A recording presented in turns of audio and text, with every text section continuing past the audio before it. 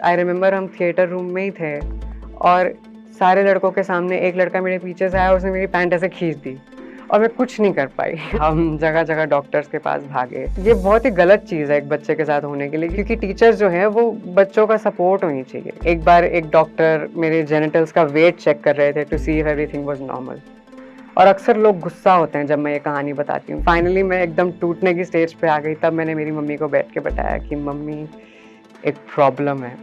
मेरी मम्मी ने पूछा क्या? जब जोश टॉक की टीम ने मुझे एक्चुअली अप्रोच किया था कि वो मेरी स्टोरी कवर करना चाहते हैं, और उन्होंने मुझसे पहला सवाल पूछा था कि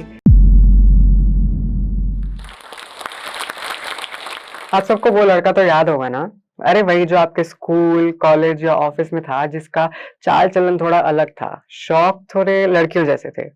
अक्सर ऐसे लोगों को हम मीठा, छक्का, सिक्सर बोलकर साइड में हट जाते हैं। उनका हम एक ही बार मज़ाक उड़ाते हैं, लेकिन हम ये सोचना भूल जाते हैं कि एक-एक बार पूरा बैच, पूरा ऑफ़िस या पूरा स्कूल उनका मज़ाक उड़ाता है और वो कभी जवाब नहीं देते। अक्सर वो किनारे में मुँह झुकाकर ऐसे खड़े रहते हैं या चले जाते हैं। हम कभी समझ भी नहीं पाते कि वो कहना क्या चाहते हैं, और ये कहानी उनके जवाब के बारे में है। मैं बताऊँगी कि वो क्या कहना चाहते हैं। ये कहानी ज़्यादा साल पुरानी नहीं है, कम से कम 10-15 साल ही होंगे, और उस समय मेरा नाम देव हुआ करता था और मैं वही लड़का थी जिसका सब मज़ाक उड़ाते थे। घर पे मुझे डाँट पड़ती थी क्योंकि मेरे शौक थोड़े अलग थे, और मैं बचपन से काफ़ी टैलेंटेड रही हूँ, मुझे कई चीज़ें करना पसंद था। स्पोर्ट्स हो या थिएटर हो, म्यूज़िक और डांसिंग तो बहुत ही ज़्यादा। लेकिन धीरे-धीरे मेरे हर शौक का इतना मज़ाक उड़ाया गया ना, मैंने अपने शौक पे गिव अप कर दिया। आई रिमेंबर जब मैं स्पोर्ट्स फील्ड पे जाती थी, तो वहाँ पे लड़के मेरा मज़ाक उड़ाते थे, और वो ही नहीं, जब वो स्पोर्ट्स टीचर था, वो भी मेरा मज़ाक उड़ाता था। तो आप समझो एक बच्चा जिसको स्टूडेंट्स तंग कर रहे हैं और वो सोच रहा है कि च यार मेरे साथ तो गलत हो रहा है, मेरे को टीचर की हेल्प माँगनी चाहिए। टीचर ही उसका मज़ाक उड़ा रही है। वो जो अकेलापन मैंने महसूस किया ना उस टाइम पे, never wanted to feel that again. मैंने स्पोर्ट्स पे गिव अप कर दिया। आई रिमेंबर डांस क्लास मेरी फेवरेट हुआ करती थी। हमारी एक मैडम थी, Shankari madam, one of my favourite teachers. बहुत ध्यान रखती थी मेरा, बहुत प्यार से रखती थी। एंड आई रिमेंबर उनकी क्लास में मुझे डांस करना कितना अच्छा लगता था, बट उसमें भी मेरे शौक और प्रेफ़रेंसेस थोड़े लहराने वाले लड़कियों जैसे, और स्टेज पे तो तालियाँ बज जाती थी, लेकिन स्टेज से उतरने के बाद क्लास के लड़कों के जो ताने सुनने पड़ते थे ना, मैं नहीं सुन सकती थी। मैंने डांस करना भी छोड़ दिया। घर पे मेरे को जैसे रहना पसंद था, उसके भी लोग ज़्यादा फ़ैन नहीं थे। मुझे बहनों में उठना-बैठना ज़्यादा पसंद था और बचपन में सब चलता था। अगर छोटा बच्चा थोड़ी अलग हरकतें कर रहा है ना, तो बचपना समझ के छोड़ दिया जाता है। लेकिन एक एज आती है जब लड़के-लड़कियों में फ़र्क दिखने लग जाता है, और दूसरे भी आपसे एक्सपेक्ट करते हैं कि आप अब एक लड़के की तरह एक्ट करें, थोड़ा चौड़ के चलें, आवाज़ में थोड़ा भारीपन लाएँ और ये इतराना, शौक, ये सब छोड़ दें। वो एज मेरे लिए बहुत डिफ़िकल्ट थी, जब मुझे वो चीज़ें करने को बोला जा रहा था जो मेरे पसंद की थी ही नहीं। मैं कभी समझ नहीं पाई कि मुझे ऐसा क्यों करने को किया जा रहा है, क्योंकि मेरी अंदर से जो फ़ीलिंग थी, मैंने अपने आप को कभी एक आदमी या लड़का महसूस ही नहीं किया। मैं बचपन से अपने आप को एक लड़की या औरत के रूप में ही देखती थी, और फिर जब बाहर वाले लोगों से मुझ पे ये दबाव आया कि मैं उससे अलग हटकर एक ज़िंदगी जिऊँ, तो वो मेरे लिए बहुत मुश्किल हो गया। आई रिमेंबर 14 साल की उम्र, 13-14 साल की उम्र, जिसमें अक्सर बच्चे प्यूबर्टी स्टार्ट करते हैं और आपके शरीर में अलग-अलग तरीके के बदलाव आते हैं। वो टाइम बहुत ज़्यादा मुश्किल था मेरे लिए, जैसा कि कई ट्रांसजेंडर लोगों के लिए होता है। क्योंकि उस समय में मेरा शरीर एक ऐसे तरीके से डेवलप करने लग गया, जो मुझे नेचुरल या राइट नहीं फ़ील हो रहा था। मैंने सोचा था मैं बड़ी होके एक लड़की बन जाऊँगी, और अब दाढ़ी मूंछ आ रही है। तो समझो आप वो कितना अजीब थॉट प्रोसेस होगा मेरे लिए, मैं कितनी कन्फ्यूज़ रही होंगी उस टाइम पे। और इस टाइम मैं अपने बारे में इतना बुरा फ़ील करती थी, अपने आप को इतना कम समझती थी कि मैंने लोगों से घुलना-मिलना बिल्कुल छोड़ दिया। अपने सारे टैलेंट, स्कूल में पढ़ाई, सब चीज़ों में पिछड़ गई, अकेले अपने किनारे में चली गई। स्कूल की शुरुआत में 2nd-3rd क्लास तक मेरे बहुत सारे दोस्त हुआ करते थे, और मैं सबसे बात करती थी, लड़कियों से भी, लड़कों से भी। और फिर अचानक 4th-5th क्लास में सब लड़कों ने मुझसे दूर रहना शुरू कर दिया। जब लड़के फील्ड्स पे जाके खेलते थे, तो मुझे क्लास में रहकर स्केचेस बनाना ज़्यादा पसंद था, और हम में कुछ ऐसे डिफरेंसेस आ गए थे कि हम एक-दूसरे की कंपनी एन्जॉय नहीं करते थे। और 6th-7th क्लास के अराउंड मैंने कई नए-नए वर्ड सुने, जब लोगों ने मुझे मीठा, छक्का और सिक्सर बोलना शुरू करा। मैंने देखा कि लड़कों ने एक अजीब-सी दूरी बना ली थी मुझसे, इवन वो लड़के जो मेरे बहुत अच्छे दोस्त हुआ करते थे। अचानक से सबकी इमेज पे आ गया था मेरा दोस्त होना। कोई मेरे साथ दिखना नहीं चाहता था क्योंकि लोग उनके बारे में भी वही सोचेंगे और वही बोलेंगे जो वो मेरे बारे में बोलते थे। लोगों का दूर हो जाना फिर भी ठीक था क्योंकि उससे मैं किसी न किसी तरीके से मैनेज कर लेती थी। पढ़ाई थोड़ी ज़्यादा कर लेती थी या कोई को-करिकुलर एक्टिविटी कर लेती थी कि मेरे को दोस्तों की ज़रूरत महसूस ही ना हो। लेकिन जब लोगों ने दूर होने के साथ-साथ तंग करना भी शुरू कर दिया, तो मेरी ज़िंदगी काफ़ी मुश्किल हो गई। आई रिमेंबर जब मैं स्कूल में जाया करती थी, बॉयज़ वॉशरूम में जाया करती थी उस समय पे क्योंकि मैं लड़का थी उस समय पे और आते-जाते लड़के मुझे जगह-जगह पे पैट कर रहे हैं, अजीब-अजीब बातें कर रहे हैं और मतलब मुझे बड़ा अजीब-सा लगता था और बोलने में भी शर्म आती थी क्योंकि एक शेम होती है ना अपने आप में कि तुम खुद भी तो लड़के हो, तुम्हारे साथ ऐसा कैसे हो सकता है? तुम किसी को मत बताओ। तो उस शर्म में मैं किसी को बोल नहीं पाई। आई रिमेंबर हम थिएटर प्रैक्टिसेस कर रहे थे मेरे स्कूल के एनुअल फंक्शन के टाइम पे। मैं एक्टिंग करती थी, प्लेज़ में हमेशा मुझे मेन रोल मिलता था, मुझे एक्टिंग का काफ़ी शौक था। और आई रिमेंबर हम थिएटर रूम में ही थे और सारे लड़कों के सामने एक लड़का मेरे पीछे से आया, उसने मेरी पैंट ऐसे खींच दी और मैं कुछ नहीं कर पाई। आई फ़ील लाइक पहले 5 सेकंड तो मैं हिली भी नहीं अपनी जगह से, मैं वहीं पे जमी सी रह गई। मुझे समझ ही नहीं आया मेरे साथ हुआ क्या था? कई चीज़ों का मेरा रिएक्शन यही होता है। मैं एकदम समझ ही नहीं पाती कि ये हुआ कैसे, कैसे हुआ? और जब तक समझती हूँ ना, तब तक मुझे लगता है मेरी गलती होगी। शायद मैं ही थोड़ा ज़्यादा ठुमक के चलती हूँ या मैं ही ज़्यादा इतराती हूँ, इसीलिए सब हँसते हैं, इसीलिए सब तंग करते हैं। तो जब कुछ ऐसी अजीब हरकतें होती भी थी, तो मैं कुछ बोलती नहीं थी। ना मैं कुछ सोचती थी, ना मैं किसी को दिखाती थी। मैं घर जाती थी, रोती थी, अगले दिन स्कूल आके फिर से सह लेती थी। आई रिमेंबर मेरे स्पोर्ट्स के सर मेरा इतना मज़ाक उड़ाया करते थे स्पोर्ट्स के पीरियड्स में। कहते थे, "इतरा के मत खेल, ऐसे मत खेल, वैसे मत खेल" और मैं पूरी कोशिश करती थी। वो जितने भी असाइनमेंट्स, जितने भी टास्क, जितनी भी एक्सरसाइज़ेज़ हमें बोलते थे, मैं पूरी करती थी। उसके बाद भी एक दिन मैं अपनी एक्सरसाइज़ पूरी करके जब खेलने जा रही थी, तो उन्होंने ज़बरदस्ती मुझे पकड़ के बुलाया कि, "ए देव, इधर आओ।" एंड देन उन्होंने ज़बरदस्ती मुझे लड़कियों के साथ एक्सरसाइज़ करवाई, जो कि मेरे लिए कोई प्रॉब्लम नहीं थी, सारी मेरी सहेलियाँ ही थी। बट उनका बोलने का तरीका और उनकी इंटेंशन मुझे नीचा दिखाने की थी। एंड आई रिमेंबर उसके बाद क्लास के लड़के मेरा कितना मज़ाक उड़ाया था उन्होंने, कितना हँसे थे मुझ पे क्योंकि मैंने लड़कियों के साथ एक्सरसाइज़ की। और ये बहुत ही गलत चीज़ है एक बच्चे के साथ होने के लिए क्योंकि टीचर्स जो हैं वो बच्चों का सपोर्ट होनी चाहिए। जब बच्चे को कोई प्रॉब्लम आ रही है तो वो टीचर के पास ही तो जाएगा। अब यहाँ जब टीचर्स ही प्रॉब्लम बनने को रेडी है तो मैं कहाँ जाती? मैंने बहुत टाइम तक चुप्पी साध के ये टाइम निकालना चाहा कि शायद समय के साथ सब ठीक हो जाएगा। लेकिन एक पॉइंट आया जब मेरी लाइफ़ का हर एस्पेक्ट ही सर्वाइव नहीं कर पा रहा है। ना मेरा कोई टैलेंट बचा, ना मेरे कोई शौक बचे, ना मेरे कोई दोस्त बचे। जब फाइनली मैं एकदम टूटने की स्टेज पे आ गई, तब मैंने मेरी मम्मी को बैठ के बताया कि मम्मी एक प्रॉब्लम है। मेरी मम्मी ने पूछा क्या? तो मैं बोल नहीं पाई। मैंने मम्मी को जाके बस बोला कि मम्मी मुझे लड़कियाँ नहीं पसंद। फिर मेरी मम्मी ने एक्चुअली बोला कि देव बेटा तुम कह रहे हो तुम गे हो? मैं डर गई और मैंने सोचा कि इसी को हाँ बोल देती हूँ क्योंकि पूरी बात बताई तो शायद हार्ट अटैक ही ना आ जाए। तो मैंने बोला हाँ और मम्मी ने मुझे थोड़ा दिलासा दिया कि कोई बात नहीं, आजकल बहुत लोगों को ऐसी प्रॉब्लम हो जाती है और हम इसको बड़े अच्छे से ठीक कर लेंगे। फिर मेरी फैमिली ने उसे ठीक करने की कोशिश की। हम जगह-जगह डॉक्टर्स के पास भागे, फिज़िशियंस के पास भागे, जो फॉर सम रीज़न साइकोलॉजिस्ट बने पड़े थे। आई रिमेंबर एक फैमिली डॉक्टर था, फिज़िशियन था, लेकिन वो मुझे बैठ के मेरी काउंसलिंग कर रहे थे। कह रहे थे कि बेटा मम्मी-पापा को बहुत बुरा लग रहा है, मम्मी-पापा को आपको ऐसे नहीं देखना है। और मैं देख रही थी कि ये डॉक्टर मुझे ऐसे क्यों बोल रहा है? जितनी भी स्टडीज़ मैं जानती थी, जितने भी रिसोर्सेज़ मैंने देखे थे, ये चीज़ तो गलत है ही नहीं।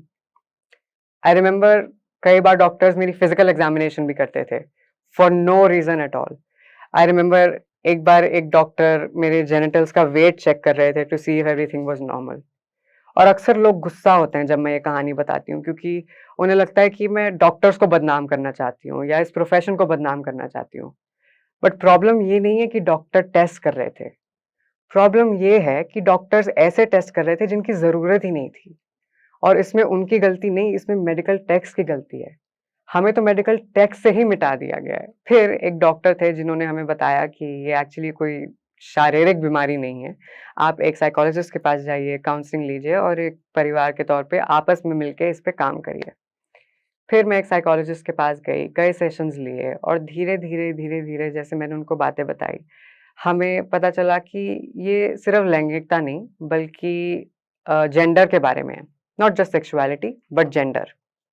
क्योंकि जब मैंने उन्हें बताया कि बचपन से मेरी फीलिंग्स एक लड़की जैसी थी और मैं एक्चुअली अपने शरीर के साथ एक नहीं फ़ील करती हूँ। मुझे लगता है यहाँ पे एक और चीज़ है और यहाँ पे कुछ और चीज़ है। तो उस मिसमैच को फाइनली एक डॉक्टर ने जेंडर डिस्फोरिया का नाम दिया। और अक्सर लोग सोचते हैं कि जब उन्हें कोई डायग्नोसिस मिलेगा तो उनका दिल टूटेगा, उनको बुरा लगेगा। बट मेरे लिए मेरा डायग्नोसिस मिलना ही बहुत बड़ा रिलीफ़ था। क्योंकि फाइनली मुझे ऐसा लग रहा था कि मेरे साथ जो एक चीज़ हो रही है, उसका कुछ नाम है। ये एक रिकॉर्डेड, रजिस्टर्ड, नॉर्मल चीज़ है। मैं पागल नहीं हूँ, मैं दुनिया से अलग नहीं हूँ। बस दुनिया को हमारे बारे में बताया नहीं जा रहा है। इस डायग्नोसिस के बाद मेरे पेरेंट्स पे ऑब्वियसली बहुत बुरा असर पड़ा क्योंकि मैं उनका इकलौता और पहला बेटा थी, तो हर किसी के बहुत बड़े-बड़े सपने होते हैं। आई फ़ील लाइक जब भी कोई इंसान ज़िंदगी में कोई भी चीज़ शुरू करता है, तो हम उसके बारे में बहुत सपने देखते हैं और उन्होंने भी मेरे को लेकर कई सपने देखे थे, जो टूटे नहीं तो कम से कम बदल चुके थे। और उनको भी बहुत टाइम लगा इस बात को एक्सेप्ट करने में और समझने में और मैं बहुत किस्मत वाली हूँ कि मेरे पेरेंट्स ने मुझे घर से नहीं निकाला या मेरे साथ कभी भी कोई ज़्यादती या गलत चीज़ नहीं करी। मेरे पेरेंट्स ने हमेशा मेरे लिए बेस्ट चाहा है। वो बस दुनिया से डरते थे कि मेरे साथ गलत ना हो जाए और इसी वज़ह से उनको भी ये बात एक्सेप्ट करने में टाइम लगा क्योंकि उनकी जनरेशन अलग थी। उनकी जनरेशन में ऐसी चीज़ों के लिए ना तो जगह थी और ना ही ऐसी चीज़ों की बातें होती थी। तो वो समझ नहीं पा रहे थे कि एक इंसान ट्रांसजेंडर होके भी एक अच्छी ज़िंदगी जी सकता है। उन्होंने कई कोशिशें करी मुझे ठीक करने की। मेरे पापा का एक मास्टर प्लान था कि शायद अगर वो बिना मुझे बताएँ सीक्रेटली मुझे मेरे बुआ के घर भेज दें, जहाँ पे मेरे भाइयों के ट्रेनर के साथ वो मुझे एक्सरसाइज़ करवाएँगे, तो शायद 2-3 पुशअप करके मैं एक मर्द बन जाऊँ। लेकिन ऑब्वियसली वो काम नहीं हुआ एंड ऐसे करके थोड़े-थोड़े कई कोशिशें उन्होंने करी, कई ठोकरें हमने खाई बट चीज़ें चलती रही एंड एंड में प्लान ये बना कि मुझे ऑस्ट्रेलिया भेज दिया जाएगा क्योंकि मेरी मौसी हैं ऑस्ट्रेलिया में और वहाँ पे ये सब चलता है, वहाँ पे ज़िंदगी ईज़ी होगी। और ऐसे ही सब चले जा रहा था, मैं भी बहुत वेट कर रही थी कि कब स्कूल खत्म होगा, कब मैं ऑस्ट्रेलिया जाऊँगी, कब मेरी नई ज़िंदगी शुरू होगी। फिर स्कूल खत्म होते ही आया लॉकडाउन। लॉकडाउन में हमारे सारे finances tank. No money in the bank, Australia completely off the plan. और फिर मैंने ट्रांज़िशन की शुरुआत लॉकडाउन में घर में ही करी। ये काफ़ी इम्पोर्टेंट डिटेल है, क्योंकि आप समझ के देखिए कि घर में मैं एक बुलीड, इनविजिबल, लूज़र लड़का घुसी और ट्रांज़िशन के बाद मैं एक काफ़ी कन्वेंशनली अट्रैक्टिव लड़की बन के घर से निकली। तो जो लोगों का मेरी तरफ नज़रिया था, लोगों का मेरी तरफ जो बर्ताव था, वो एकदम इंस्टेंटली बदला और यहाँ पे एक बहुत इम्पोर्टेंट टर्म आती है जिसका नाम है सेल्फ एस्टीम। आप समझिए कि एक इंसान जिसको बचपन से ताने खाने, मज़ाक उड़वाने और बुली होने की आदत है, अब सब उसको घूर-घूर के देख रहे हैं, उसकी तारीफ़ें कर रहे हैं। लेकिन मेरे मन में मैंने अपने आप को वो सब चीज़ें मान लिया जो लोगों ने मुझे बोला था। मैंने अपने आप को बदसूरत, मीठा, छक्का, मज़ाक, लड़की सब मान लिया है। और अब जब लोग मुझे ऐसे ट्रीट कर रहे हैं कि मैं कोई बहुत अच्छी चीज़ हूँ, तो मैं वो खुद ही एक्सेप्ट नहीं कर पा रही। और ये सबसे बुरी बात होती है लो सेल्फ एस्टीम की क्योंकि ऐसे लोग अपने आप को अच्छी चीज़ों का हकदार मानना बंद कर देते हैं। आई रिमेंबर जब मैंने ऑनलाइन अपना काम थोड़ा शुरू किया था, जब मैंने मॉडलिंग और मेकअप आर्टिस्ट्री वगैरह इंस्टाग्राम पेज बनाया क्योंकि मैं कुछ तो करना चाहती थी, घर पे नहीं बैठना चाहती थी। उस टाइम पे मेरा काम काफ़ी अच्छा हुआ करता था। मैंने ना कोई कभी ट्रेनिंग ली, मोस्ट आर्टिस्ट लोग जो होते हैं उनमें एक नेचुरल टैलेंट होता ही है। और शुरू-शुरू में मुझे कई जगह से बड़े-बड़े ऑफ़र्स आया करते थे और मैं मना कर देती थी। क्योंकि मुझे लगता था कि नहीं, नहीं, नहीं, इनको तो पता ही नहीं है असल में मैं कितनी बदसूरत हूँ, इनको तो पता ही नहीं कि मैं कितना बड़ा मज़ाक हूँ। और मैं काम को मना कर देती थी। बहुत टाइम तक मैं ही अपने रास्ते में सबसे बड़ा अड़ंगा बनकर खड़ी थी। क्योंकि मैंने यहाँ पे ये बात अपना ली थी कि मैं अच्छी चीज़ों की हकदार नहीं हूँ। कहानी में आगे जाने से पहले मैं आप सभी से एक सवाल पूछना चाहती हूँ कि क्या सोचते हैं आप ये एलजीबीटी कम्युनिटी के बारे में? जब आप इनके तौर-तरीके, इनके चाल-चलन देखते हैं, तो क्या ख़्याल आता है मन में कि इनका अजीब-सा स्टाइल है, इनके शौक हैं, इनकी चॉइस है और एक बड़ा इम्पोर्टेंट पॉइंट आता है, लोग कहते हैं कि ये ना विदेशी ट्रेंड है, वेस्टर्न कल्चर है, इसने हमारा कल्चर ख़राब कर दिया। ऐसे लोगों से मैं पूछना चाहती हूँ, कभी आपने अपना कल्चर देखा है? कभी अपनी हिस्ट्री खोल के देखी है? हमारी तो हिस्ट्री, रिलिजन और मेडिकल टेक्स्ट सब में हमारे बारे में लिखा गया है। भले ही वो होमोसेक्सुअलिटी हो या ट्रांसजेंडर लोग हो या फिर नॉन बाइनरी लोग हों, हमारा वजूद आज से नहीं महाभारत के टाइम से है। भले ही वो महाभारत का शिखंडी हो या विष्णु जी का मोहिनी रूप या अर्धनारीश्वर, हम जैसे लोगों की चर्चा हमारी हिस्ट्री में हमेशा से है। वो तो जब कॉलोनाइजेशन के टाइम पे ब्रिटिशर्स आए, अपनी सेंस ऑफ मोरालिटी लेकर आए, अपने राइट और रॉन्ग के आइडियाज लेके आए, उन्होंने हमें नफरत करना सिखा दिया, हमें बांट के चले गए। और जबकि उनके अपने कॉन्स्टिट्यूशंस में एलजीबीटी लोगों को कितने टाइम से जगह दे रखी है। लेकिन यहाँ से एक बात सीखना बहुत जरूरी है कि नफरत हमेशा सिखाई जाती है, भले वो इंडियन लोगों की एलजीबीटी कम्युनिटी की तरफ हो या स्कूल के बच्चों की मेरी तरफ हो। कोई भी बच्चा उठ के किसी को तंग करने के बारे में अपने आप नहीं सोचता। ये या तो उसने टीवी से या अपने आसपास के बड़ों से या अपने आसपास के दूसरे दोस्तों से सुना होता है। क्योंकि नफरत सिखाई जाती है, नफरत नेचुरल नहीं है। जब ये बात मैंने समझी तो मैंने खुद से नफरत करना भी छोड़ दिया। मैं समझी कि अगर लोग मुझे किसी अलग नजरिए से देख रहे हैं या मुझे गाली दे रहे हैं या अजीब-अजीब नाम से पुकार रहे हैं, तो उसमें मेरी कोई गलती नहीं है। उन्होंने जो सीखा है वो मुझे वही बुला रहे हैं। उनके हिसाब से जो सही है वो मुझे वैसे ही देख रहे हैं। और उनके सोचने के तरीके को, उनकी धारणाओं को अपने आप पे हावी होने देना मेरी बहुत बड़ी गलती थी। और फिर मैंने उस गलती को सुधारने की कोशिश करी। और जिस दिन मैंने लोगों के तानों को साइड में रखकर सचमुच अपनी खूबी और अपनी अहमियत को पहचाना, उस दिन से मेरी लाइफ ऐसे बदल गई। मैंने अपनी वो सारी हॉबीज़ को दोबारा करना शुरू किया जो एक टाइम पे मैंने डर के या शर्म से गिव अप कर दी थी। मैंने मेकअप करना शुरू किया, मैंने डांस करना शुरू किया, मैंने अपने पसंद के कपड़े पहने और आज मैं उन्हीं सब फ़ील्ड्स में करियर बना रही हूँ as a successful model. Sports से और एक्सरसाइज़ और फिटनेस से डरने वाली लड़की अब बहुत जल्द एक फिटनेस कॉम्पिटिशन की जज बनने वाली है। 18 साल की उम्र में मैं ज़िवा में इंडिया के सबसे बड़े इंटीमेट वेयर ब्रांड की first face of transgender experience बनी। बहुत जल्द मिस ट्रांस क्वीन इंडिया, जो इंडिया का सबसे बड़ा पैजेंट है फॉर ट्रांसजेंडर वुमेन, उसमें मैं दिल्ली को रिप्रेजेंट करने जा रही हूँ as one of the youngest contestant in the pageant's history. हर वो चीज़ जिसे करने से पहले मैं हिचकिचाती थी या डरती थी, आज मैंने उस हर फील्ड में अपना नाम खुद बनाया है। और सिर्फ इसलिए क्योंकि मेरा अपने आप में जो विश्वास जागा ना, वो इतना स्ट्रांग था कि मैंने पीछे मुड़ के नहीं देखा। जब जोश टॉक की टीम ने मुझे एक्चुअली अप्रोच किया था कि वो मेरी स्टोरी कवर करना चाहते हैं और उन्होंने मुझसे पहला सवाल पूछा था कि आपको हमारी सारी स्टोरीज़ में से सबसे ज़्यादा स्टोरी कौन-सी पसंद है और क्यों? तो मैंने उन्हें जवाब दिया था कि मुझे लक्ष्मी नारायण त्रिपाठी जी की स्टोरी बहुत पसंद है, क्योंकि उनकी स्टोरी एक ऐसी स्टोरी है जिससे मैं बहुत ज़्यादा रिलेट कर पाती हूँ, क्योंकि मैं भी उन्हीं की तरह काफ़ी दब-दब के, छुप-छुप के रही हूँ और फिर मैंने अपनी अंदर की औरत को पहचाना और अपने आप को निखारना चाहा। एंड आई स्टिल रिमेंबर उनका एक इतना प्यारा कोट है जो वो हर जगह कहती हैं कि good girls may go to heaven but bad girls go everywhere. और उस कोट ने मेरी ज़िंदगी बदल दी थी। और उस टाइम में अपने इंस्पिरेशन को वहाँ देखना और कुछ ही साल बाद अब उसी स्टेज पे आकर अपनी टॉक देना, इतनी बड़ी बात है मेरे लिए। और मैं सोचती हूँ शायद अगर 1 साल पहले ये कॉल आई होती तो उस शर्मीली एला ने ये ऑप्शन को मना कर दिया होता। But thanks to talks like this, जिन्होंने मुझे कॉन्फिडेंस दिया, मुझे मेरे जैसे लोगों के बारे में पता चला। Now I am a completely different person. कई बार लोग ना मुझे चुप कराना चाहते हैं जब मैं ट्रांसजेंडर लोगों की या एलजीबीटी कम्युनिटी की स्ट्रगल्स हाइलाइट करना चाहती हूँ। कहते हैं कि इतनी सारी गवर्नमेंट पॉलिसीज़ हैं जो तुम लोगों के फ़ेवर में हैं, तुम जगह-जगह जॉब्स ले सकते हो, काम कर सकते हो, पढ़ाई करो, लिखाई करो, तुम खुद ही भीख माँग रहे हो, इसलिए तुम्हारी कम्युनिटी का कुछ नहीं हो रहा। तो मैं ऐसे लोगों को बताना चाहूँ कि जब मैं अपना आधार चेंज करवाने गई थी ना, अपनी डिटेल्स को मेल से फीमेल और अपना नाम चेंज करवाने गई थी, मेरे पेरेंट्स ने बैठ के मेरे साथ पूरी आधार की वेबसाइट रट ली और हम पूरा प्रोसीजर लर्न करके आधार ऑफिस में गए। और वहाँ पे जो बैठे थे सर जी, उन्होंने मुझे देख के बोला कि ये तो होता ही नहीं। फिर मैंने बोला, होता है? नहीं, नहीं होता है, आप अपनी वेबसाइट चेक करो, ये तो बिल्कुल कॉमन प्रोसेस है, आप कर दो। कहते नहीं होता। फिर हम थोड़ा आगे-पीछे चले, होता है, नहीं होता, होता है, नहीं होता। फिर सर जी सीधी बात पे आए। कहते कि हाँ, होता तो है लेकिन मैं नहीं करूँगा, मेरे पे क्वेश्चन उठ जाएगा।